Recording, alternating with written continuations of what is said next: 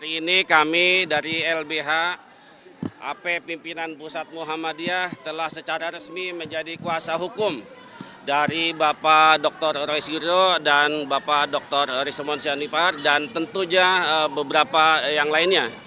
Dan insya Allah kami akan menjalankan tugas sebagai kuasa hukum dengan sebaik-baiknya dengan mengutamakan kredibilitas, integritas ya dan tentu saja niat kami menjadi bagian dari kuasa hukum adalah semata-mata ingin Indonesia terbebas dari pengaruh oligarki dan kekuatan dari Joko Widodo.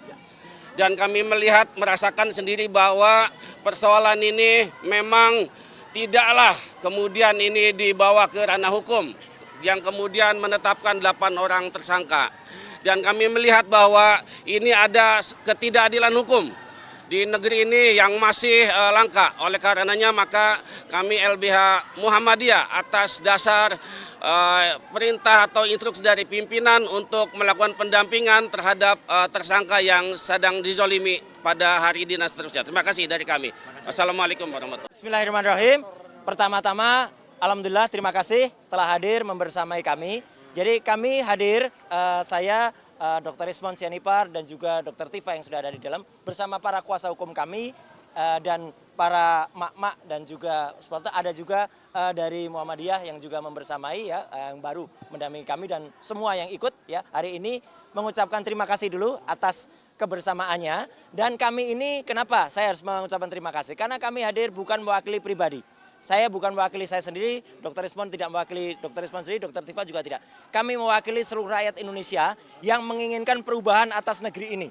Ya, negeri ini sudah lama lebih dari 1 dekade mengalami suatu rezim yang sangat jahat, sangat bengis dan utamanya adalah apa? Yang telah menggunakan segala cara, menggunakan segala daya termasuk ada penggunaan ijazah palsu yang kemudian tidak berani terbongkar sampai dengan sekarang. Dan kami ini juga untuk menegakkan kebenaran. Jangan sampai Pak Prabowo Subianto sebagai presiden yang ada sekarang mengulangi kesalahan yang dilakukan pada rezim yang lalu yang telah mempidanakan ya 2 anak bangsa yaitu Bambang Trimulyono dan juga Gus Nur ya. Masa rela Pak Prabowo malah menambah dengan angka saktinya. Pak Prabowo kan suka angka 8 ya. Masa di rezim Pak Prabowo tambah 8 lagi yang akan dipidanakan.